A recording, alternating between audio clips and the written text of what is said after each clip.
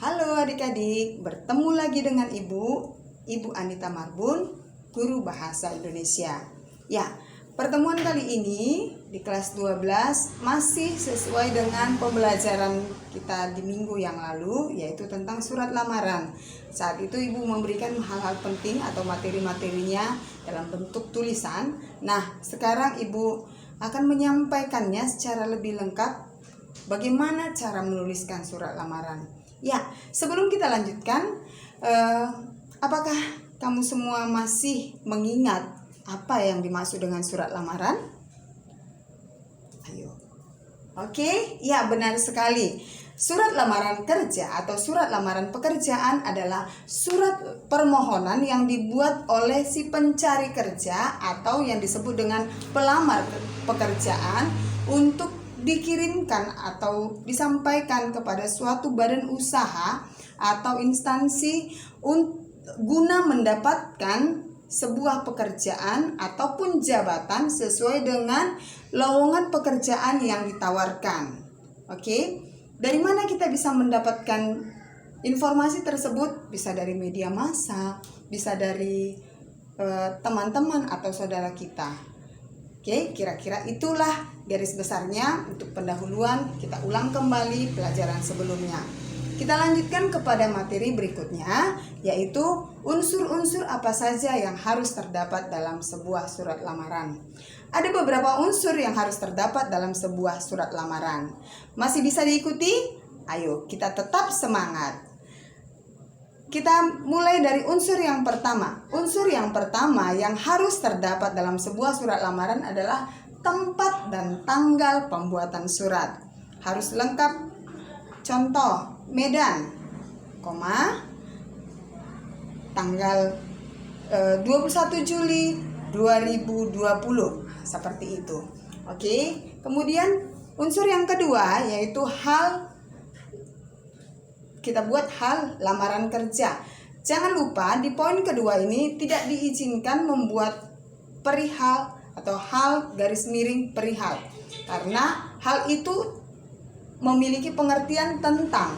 Jadi kemudian perihal, peri juga bermakna tentang. Jadi kalau dibuat perihal berarti artinya tentang. Sudah salah ya, sudah berlebihan. Oke, kalau di majas itu dikatakan hiperkorek ya. Kemudian kembali ke yang tadi, berarti yang benarnya di poin atau di unsur yang kedua yaitu hal lamaran pekerjaan, tidak ada kata yang lain. Kemudian di unsur yang ketiga adalah lampiran. Lampiran berapa berkas atau berapa lembar pemberkasan itu kita buat di situ, misalnya lampiran 3 lembar, lampiran 5 lembar, dan lain sebagainya. Kemudian di unsur yang keempat yaitu kepada siapa surat lamaran pekerjaan tersebut kita tujukan. Jadi kita buat di situ kepada siapa. Contoh, yang terhormat Bapak pimpinan ini di alamatnya kita buatkan juga. Seperti itu. Itulah poin yang keempat. Dan poin yang kelima adalah berisi salam pembuka. Salam pembuka, ingat, diawali huruf kapital dan diakhiri dengan tanda koma. Nanti lebih jelasnya Ibu akan lampirkan sebuah contoh penulisan surat lamaran pekerjaan. Nah, itu sudah berapa unsur tadi adik-adik? Sudah berapa unsur anak-anak Ibu? Ada 5. Dan yang keenam yaitu isi surat. Isi surat ini banyak sekali. Isi surat ini juga terbagi-bagi lagi. Ada 3 jenis isi surat. Yang pertama bagian pendahuluan. Yang kedua bagian isi surat yang sebenarnya. Dan yang ketiga adalah bagian penutup. Atau sering disebut bagian isi surat itu sering disebut paragraf pertama, paragraf pembuka, dan paragraf isi, dan paragraf penutup. Dalam paragraf pembuka kita memberikan pembukaan apa yang kita inginkan dari surat tersebut. Dan biasanya bagian pembuka ini kita memberitahu dari mana informasi surat lamaran tersebut kita dapatkan. Contohnya kalau kita dapatkan dari media massa atau dari surat kabar, kita cantumkan di situ. Berdasarkan iklan yang dimuat pada harian Kompas titik dan seterusnya. Itulah di bagian pembukaan. Dan di paragraf isi ini tidak kalah penting, dan inilah yang sangat penting dalam sebuah surat lamaran.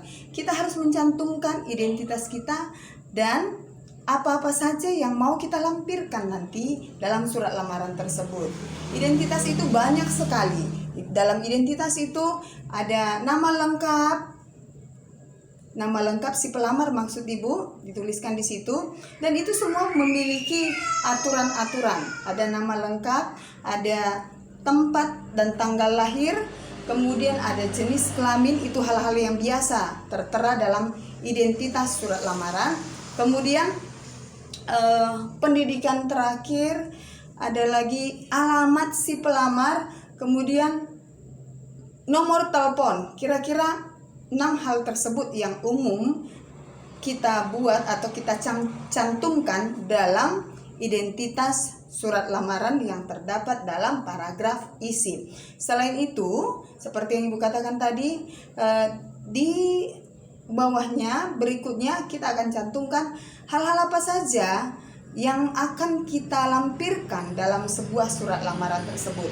Hal-hal itu yang berhubungan dengan identitas kita, termasuk nanti fotokopi KTP, termasuk ijazah terakhir, termasuk pas foto terbaru, apalagi daftar riwayat hidup dan lain-lain. Kira-kira apa yang mendukung untuk surat lamaran kita, itu ya.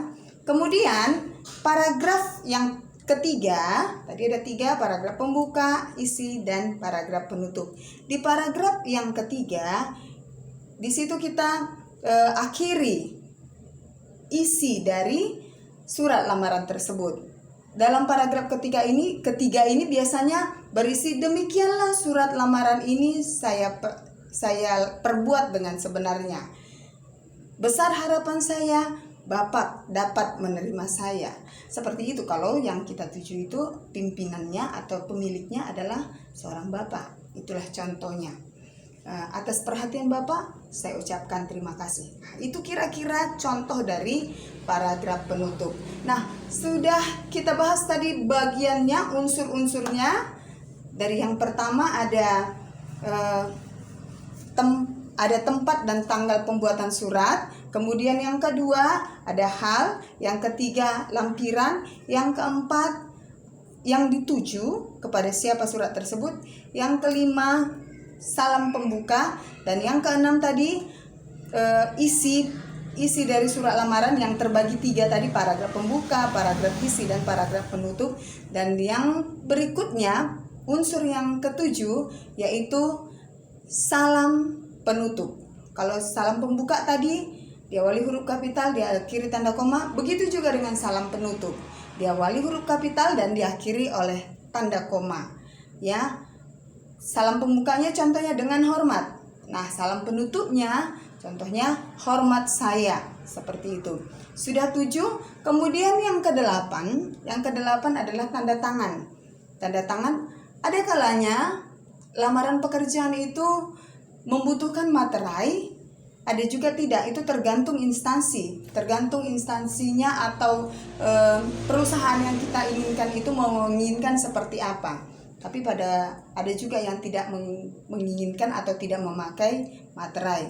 Jadi kalau dia menggunakan materai, kita tempelkan materainya, lalu kita tanda tangani mengenai materai tersebut. Ada dia kena sedikit. Kemudian unsur yang terakhir, yang ke-9 adalah membuat nama lengkap si pembuat si pembuat surat lamaran pekerjaan tersebut. Jadi ada 9 unsur penting yang harus terdapat dalam pembuatan surat lamaran pekerjaan.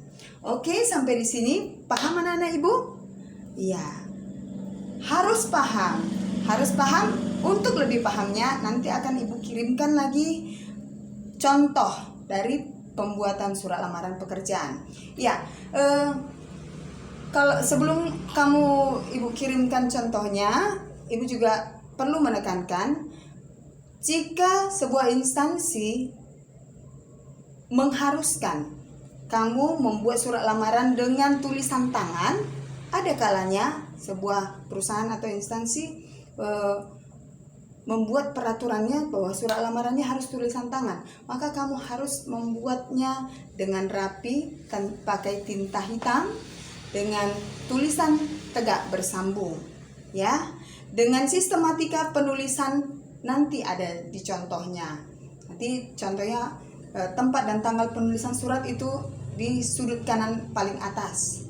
Kemudian dilanjutkan kepada hal lampiran di sebelah kiri. Lanjut seterusnya. Nanti Ibu akan memberikan contoh bagaimana contoh penulisan surat lamaran yang sebenarnya. Nanti kamu boleh membandingkan apa yang sering kamu lihat, baik itu di kantor-kantor atau instansi-instansi, sering sekali salah penulisannya. Jadi anak-anak Ibu, jika kamu nanti sudah tamat sekolah, ingin melamar pekerjaan, kamu sudah bisa membuat surat lamaran pekerjaan dan kamu sudah bisa melamar pekerjaan ke instansi atau lembaga atau perusahaan yang kamu inginkan dengan contoh yang Ibu berikan. Oke, tetap semangat. Jangan lupa harus tetap belajar meskipun kondisi saat ini masih membuat kita belajar dengan bertemu lewat ponsel atau handphonemu. Karena keadaan kita masih dalam pandemi COVID-19, Ibu berharap dan semua sama dengan anak-anak Ibu juga pastinya sama harapannya. Semoga pandemi ini cepat berlalu. Tapi untuk masa ini kita harus tetap semangat belajar. Jangan lupa jaga kesehatanmu, jaga pola hidupmu, dan ingat, kurangi keluar rumah, dan jika memang harus keluar rumah untuk hal-hal yang penting, ikuti protokol kesehatan yang disarankan oleh pemerintah. Jangan lupa pakai masker, jangan berkerumun, dan ingat selalu membawa pembersih tangan atau pencuci tangan atau hand sanitizer. Oke, demikianlah video pembelajaran dari Ibu tentang surat lamaran pekerjaan. Selamat belajar. Dadah.